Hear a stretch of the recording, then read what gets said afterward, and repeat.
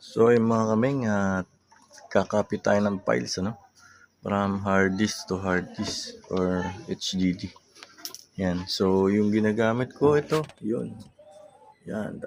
Meron siyang socket na ganyan, SATA, cable, and power. So yan yung hard drive, So binili ko na sa Shopee yan, meron siyang 12 volts power supply, 5 ampere. Ito. Ayan.